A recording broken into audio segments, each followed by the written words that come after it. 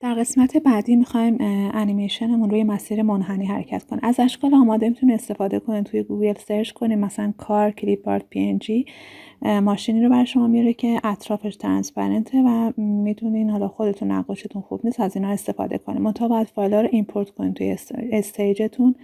ایمپورت استیج رو از فایل میزنیم و فایلمون رو میاریم.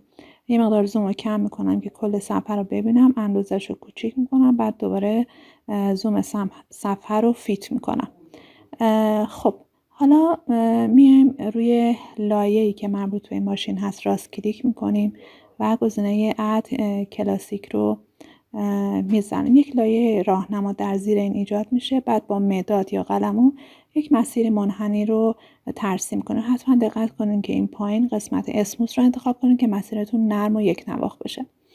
بعد لایه مربوط به مسیر رو انتخاب میکنیم. تا فریم 30 ادامه میدیم. انسرت فریم رو میزنیم. بعد ماشین رو انتخاب میکنیم. فریم اول رو انتخاب کرده و گزینه کرییت کلاسیک توین رو میزنیم.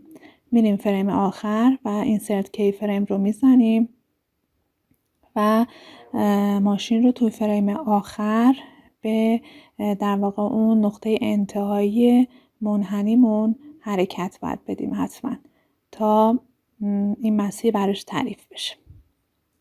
خب حالا پلی میکنیم. همطور که میبینید روی مسیر حرکت میکنه.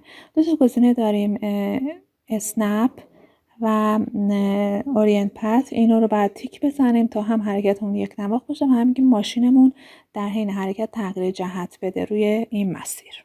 انیمیشنتون زیباتر بشه میتونید با استفاده از قلمو توی لایه جدا یک حالت تپه مانندم ترسیم کنید، چون این خط شما موقع اجرا دیده نمیشه و انیمیشنتون جالب تر میشه.